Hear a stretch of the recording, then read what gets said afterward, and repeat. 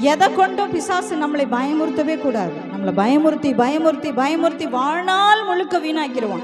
பயப்படாதீங்க நீங்க முதல்ல. ஆமென். மனம் திரும்பிடுவோம். கர்த்தர் நம்மை மன்னிக்க தயவு பெருத்தவராக இருக்கிறார். அல்லேலூயா.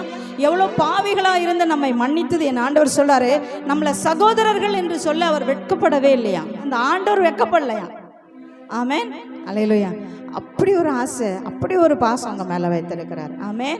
இந்த தேவனுக்கு நிகரானவர் யாருமே கிடையாது. இந்த தேவனுக்கு யாரையுமே ஒப்பா வைத்திராதீங்க, ஒப்பா நினைத்திராதீங்க.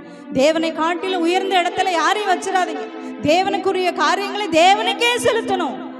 தேவனுக்குரிய துதியை தேவனுக்கே செலுத்தணும். அவருக்கு கொடுக்க வேண்டிய கனத்தை அவருக்கே செலுத்தணும். அவருக்கு கொடுக்க வேண்டிய மகிமையை அவருக்கே செலுத்தணும். அல்லேலூயா. எந்த காரியமும் தேவனை விட்டு வழி விலகிற மாதிரி இருக்கவே கூடாது. ஆமென். அப்படி இருக்கிறீங்களா? இன்னைக்கு மனம் திரும்பிடுவோம். இன்னைக்கு மனம் திருந்துவோம். அவருக்கு கோடி நன்றி ஸ்தோத்திரங்களை ஏறடிப்போம்.